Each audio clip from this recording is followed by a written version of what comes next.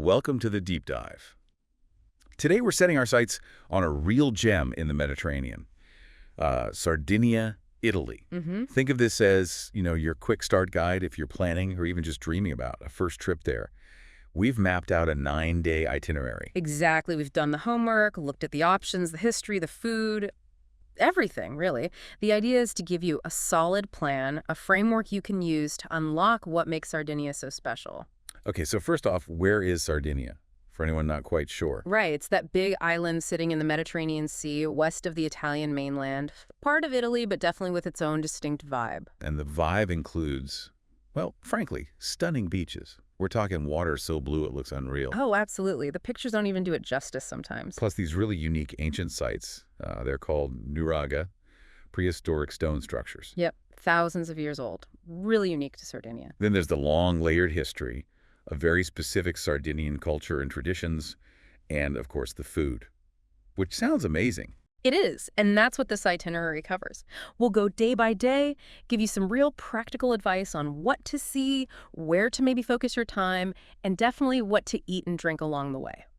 So the goal is to get you up to speed quickly, make planning feel less daunting, maybe more exciting, a proper Sardinian adventure. Let's jump in. Okay. Day 1. You'll likely arrive in Cagliari, that's the capital city, right down in the south. Cagliari, yeah. It's the perfect starting point. Once you're settled, spend the afternoon, maybe the morning too, just wandering the old districts. You've got Castello, Stampace, Marina, Villanova. Castello's the historic heart, isn't it? It's the one up on the hill. That's the one. It literally means castle. It's this maze of narrow, cobbled streets. You see old bits of the fortifications, and the views from up there are just fantastic. So just getting lost in Castello is an activity in itself. Pretty much. You stumble upon ancient archways, little piazzas. You can really feel the layers of history. Pisan towers, Spanish influences. It's all there. Those lookout points weren't just for show, they were strategic. Now, great photo ops for us. Nice. And what if you arrive and just want to hit the beach straight away? That Mediterranean sun. Understandable. Poeto Beach is your answer, near Cagliari. It's a really long, sandy stretch, super popular with locals. You can just grab a bus from the city center. It's quite easy. Okay, good option to have. Definitely a good way to ease into the island pace. Then, as evening rolls around in Cagliari, time to think about dinner. And wine, maybe. Oh, absolutely. For wine, if you like reds, look for Carignano. It's a really typical southern Sardinian wine, quite full-bodied, lots of character.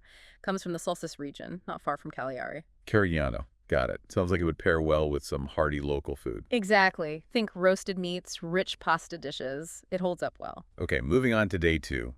Still based near Cagliari, but exploring a bit further afield. Ancient history and more coastlines. Yep.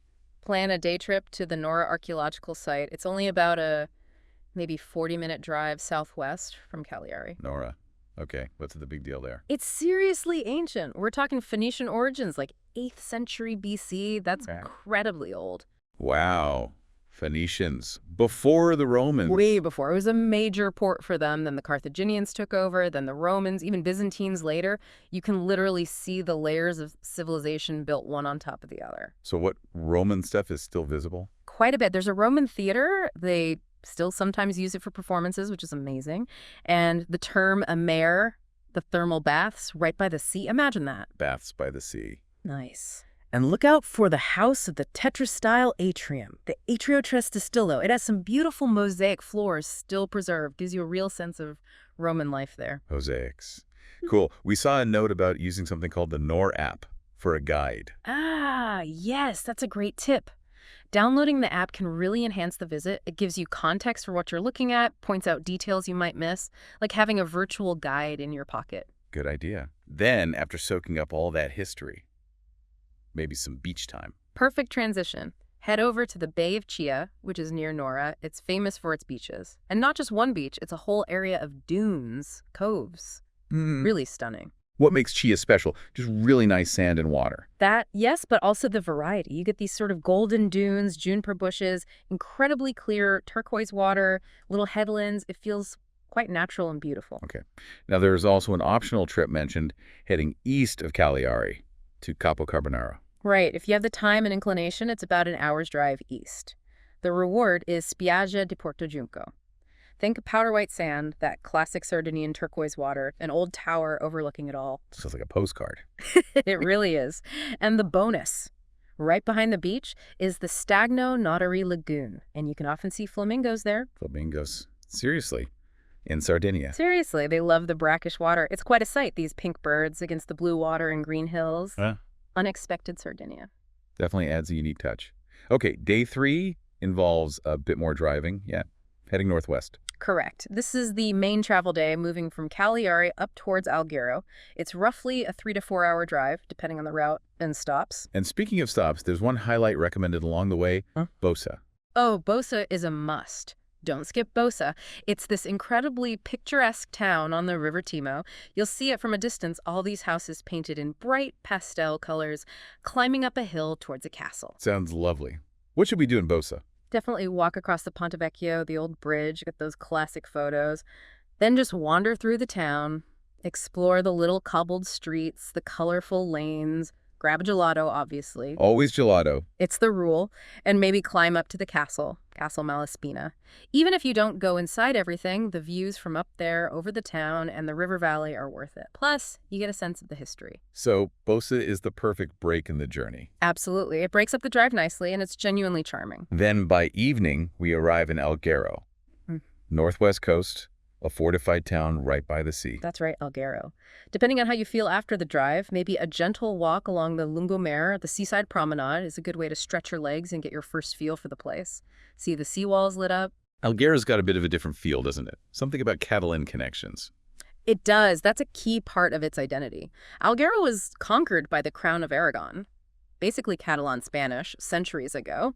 And that influence is still really strong. You'll see it in the architecture. Some street signs are in both Italian and Catalan. So people actually speak a form of Catalan there. Some locals do, yes, an older dialect.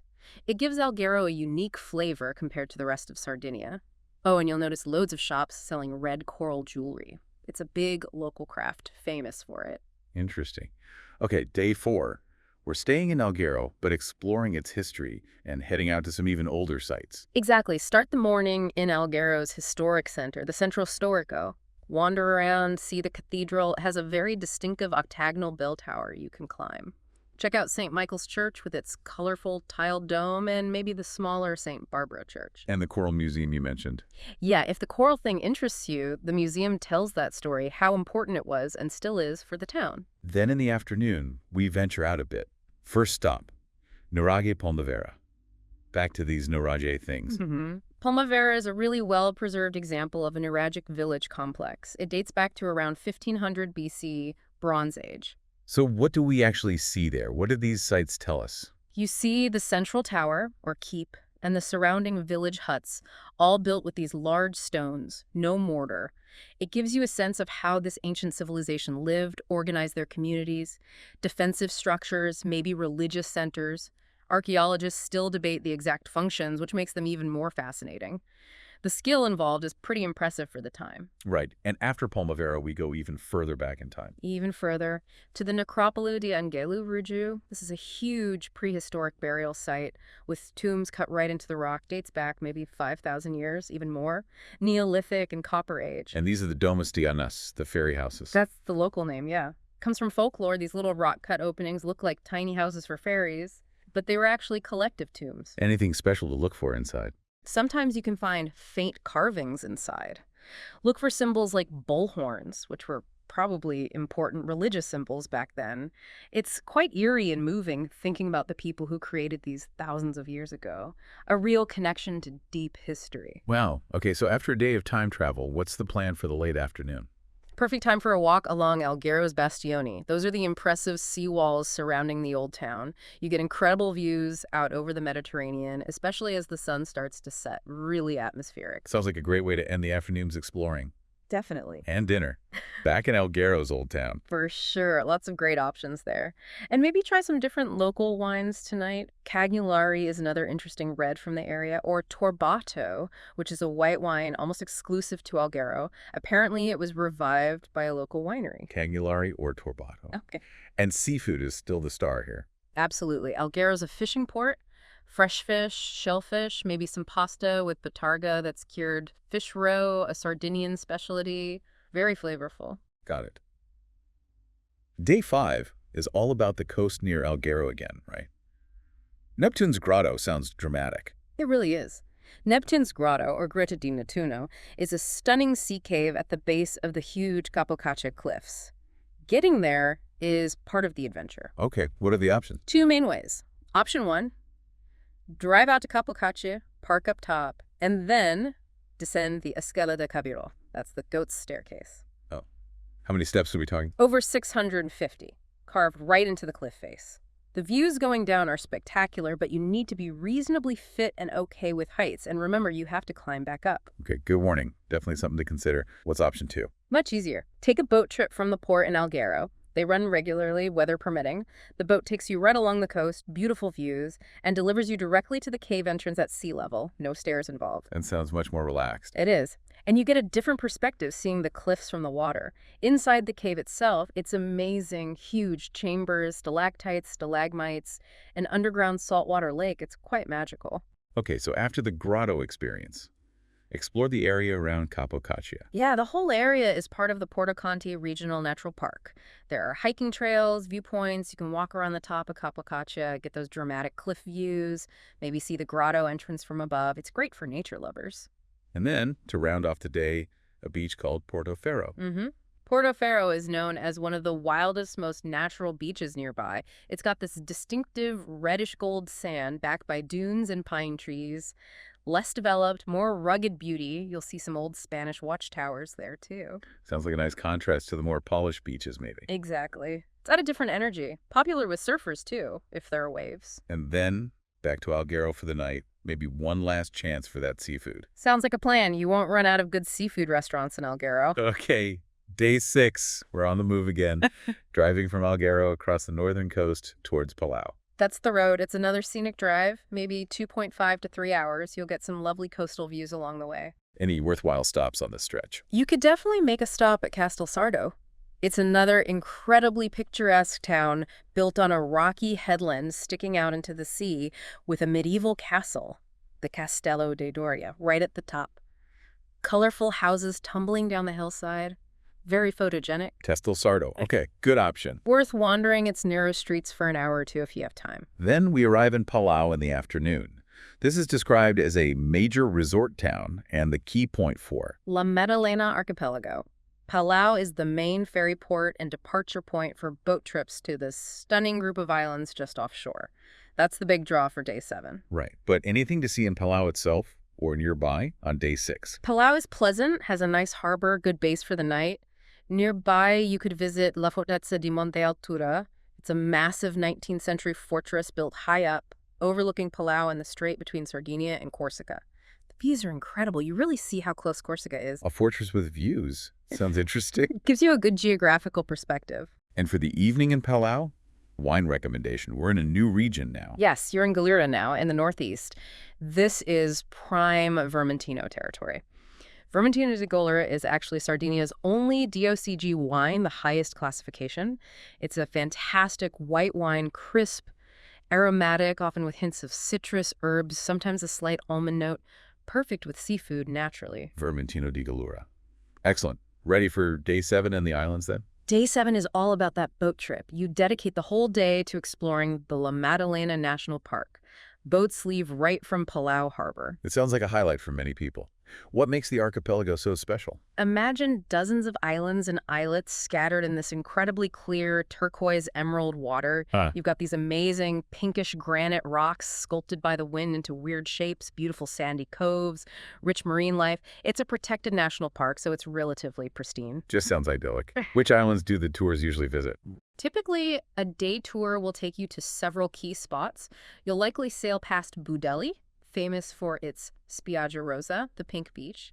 You can't walk on it anymore to protect it, but you can see it from the boat. Ah, okay. Shame you can't walk on it, but good they're protecting it. Exactly. Then you'll probably stop for swimming at places like Cala Santa Maria on Santa Maria Island, or various coves around Spargi Island, like Cala Corsara or Cala Granara. Maybe see Rizzoli, too.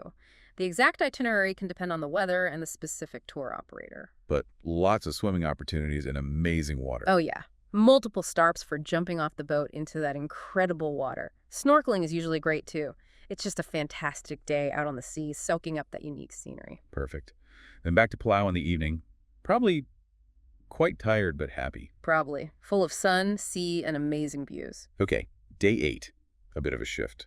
We start with the famous Costa Smeralda, the Emerald Coast. Right. You'll drive a short way south from Palau to explore this stretch. It's Sardinia's most famous, maybe infamous coastline, developed back in the 60s by the Aga Khan. So this is the glitzy jet-set part of Sardinia. Pretty much. Think Porto Cervo, Porto Rotondo, upscale resorts, designer shops, huge yachts in the marinas, and of course, stunning beaches with that characteristic emerald-colored water. It's beautiful, definitely worth seeing, but has a very different, more manicured feel compared to other parts of the island. So see the glitz in the morning, Yeah. and then a complete change in the afternoon, heading inland. Exactly. A real contrast. In the afternoon, the plan is to drive towards the Barbegia region. This is the rugged, mountainous interior of Sardinia, the traditional heartland. Arbagia. Sounds intriguing. What's it like? Very different from the coast. Think dramatic mountain landscapes, deep valleys, forests of oak and cork trees. It feels ancient, remote. Sometimes they call it Sardinia's silent landscapes. It's where Sardinian traditions and the Sardo language are strongest. A real sense of deep-rooted identity. So less touristy, more authentic Sardinia. Generally, yes. It's where you find a different side of the island, away from the beaches. There's a history of shepherding, strong community ties, ancient customs still practiced. And there's an optional stop mentioned. Orgosolo, famous for murals. Orgosolo is fascinating. It's a mountain town that became famous for its political murals painted on the walls of houses all over town. They started in the late 60s, often reflecting social issues, political protest, Sardinian history, even international events. It's like an open-air art gallery with a strong message. It also has a bit of a reputation from its past history involving banditry, adding another layer. Interesting. A real window into local perspective. Definitely worth a detour if you're interested in that kind of social history and art. And for the end of day 8, the suggestion is to head towards the Cagliari area, back on the east coast. Yeah, that makes sense logistically. Cagliari is a seaside town nestled at the end of a mountain road, and it's the perfect base for exploring the Gulf of Orosei, which is the plan for the final day. Right, day 9, the grand finale. Another boat trip, this time along the Gulf of Orosei. And this coastline is arguably even more dramatic and wild than La Maddalena. We're talking huge limestone cliffs dropping vertically into the sea, incredible sea caves, and a string of absolutely stunning beaches that are mostly inaccessible by land. So a boat trip is essential here too. Pretty much the only way to see most of these famous coves, unless you're up for some serious multi-hour hiking on challenging trails. Okay, and which beaches are we talking about? I've heard names like Calaluna. Calaluna is one of the most famous, with its big caves at the back of the beach, but there's also Calasicine, Calabriola, Calamariolu, known for its little white pebbles that look like confetti, Calagabbiani, and the iconic Calagolarize. Calagolarize, that's the one with the tall rock pinnacle, right? Exactly. A natural limestone arch and that incredible spire of rock. It's a UNESCO site, actually. Truly breathtaking. The boat trips usually stop at several of these coves for swimming and relaxing. Sounds incredible. Just pure raw nature. It really is. The scale of the cliffs, the color of the water, it's unforgettable. You'll also likely visit some sea caves, like the Grotta del Bumarino, which used to be home to monk seals. Wow. Okay, so after that amazing day exploring the Gulf, our 9 days are basically up. What happens then? Depends on your flight plans. Sardinia has 3 main airports: Cagliari in the south, Olbia in the northeast, convenient for Costa Smeralda and Gallura, and Alghero in the northwest. So, depending on where you're flying out from, you might spend another night near Cagliari or start driving towards your departure airport. Makes sense. And we need some final food thoughts for this last stretch. East Coast specialties, or just things to look for anywhere. Definitely try pain carousel if you haven't already. That super thin, crispy flatbread, it's addictive, sometimes called carta da musica, music paper. Yeah, I've seen pictures of that. Looks interesting. It is. For something sweet, look for sietas. These are large ravioli-like pastries filled with fresh pecorino cheese, deep fried, and then grizzled with honey, usually warm. Sounds weird, tastes amazing. Cheese and honey. Okay, I'm intrigued. And if you get the chance, especially maybe in the interior or on a traditional menu, Prosecco's slow-roasted suckling pig is a huge Sardinian classic, very flavorful. Right, the famous roast pig. And for wines on this last day, maybe try a Monica. It's a common, easy-drinking red grape in Sardinia. Or if you find yourself back south, Nuragas is a common, crisp, white wine grape from the Cagliari area. Monica and Nuragus. Good to know. Lots of delicious things to round off the trip. So, looking back at this whole 9-day whirlwind, it really does seem like Sardinia offers this incredible mix, doesn't it? It's not just one thing. Not at all. You get the stunning nature, those beaches, cliffs, caves, mountains, but then you have millennia of history right there, from the Nuraghe through Romans to Spanish influence, plus this really strong, unique culture and identity, and the food. It feels distinct from mainland Italy in many ways, the Nuraghe, the Sardo language you mentioned. Absolutely. It has its own soul. And don't forget, Sardinia is one of the world's blue zones, known for the longevity of its inhabitants. There's something about the lifestyle, the diet, the community here.